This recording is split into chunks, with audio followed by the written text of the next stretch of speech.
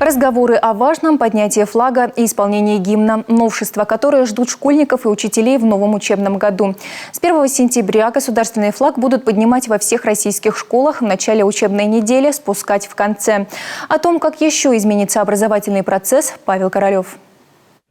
Новый учебный год начнется с перемен и для учителей, и для школьников. С 1 сентября каждая неделя в российских школах будет начинаться по-новому, с поднятия российского флага и исполнения гимна страны. К слову, в школах Коми будет подниматься еще и флаг республики, как будет исполняться и гимн региона. Право поднимать государственные символы будут предоставлять ученикам, которые имеют выдающиеся результаты в учебе, спорте и творчестве. Ранее инициативу поддержал Владимир Путин.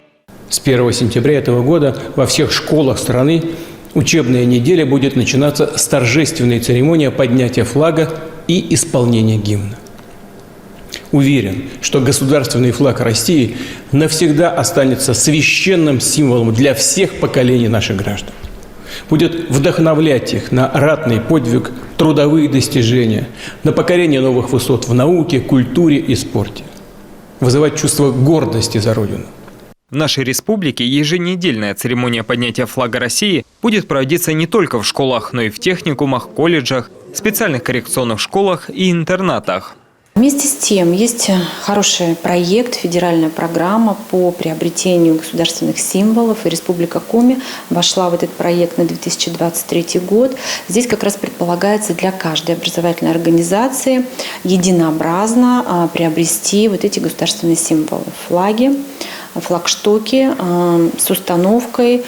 Сумма достаточно большая, 24 миллиона мы будем ожидать из федерального бюджета и 1,5 миллиона еще выделим из бюджета Республики Коми.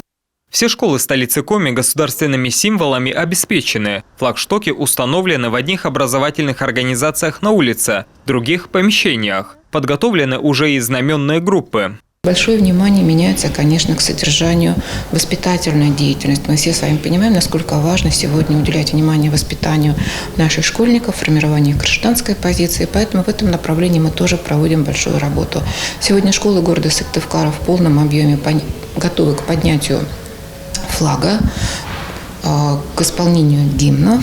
Эту работу мы уже провели на достаточно хорошем уровне. Столичная школа номер 24 к поднятию государственных символов уже готова. Флагшток установили прямо в фойе. Впервые эти флаги поднимут в 8 утра в День знаний. Почетное право предоставят 11-классникам-спортсменам, чемпионам России по ориентированию. В соответствии с рекомендациями Министерства просвещения Российской Федерации, каждый понедельник будет начинаться с подъема флага Российской Федерации Республики Коми и исполнения государственных гимнов. Для этого мы выбрали место. Это холл 2-го этажа. У нас тут стеклянный потолок. Есть возможность флаги поднять высоко, потому что по стандарту российский флаг, он взлетает в небо. Каждую пятницу флаг будет опускаться. На этом патриотическое воспитание не закончится. Для школьников подготовили разговоры о важном. Классные часы под таким названием будут проходить для школьников всех возрастов, начиная с 1 класса, заканчивая 11-м. Самое интересное в том, что классный руководитель получает готовые материалы.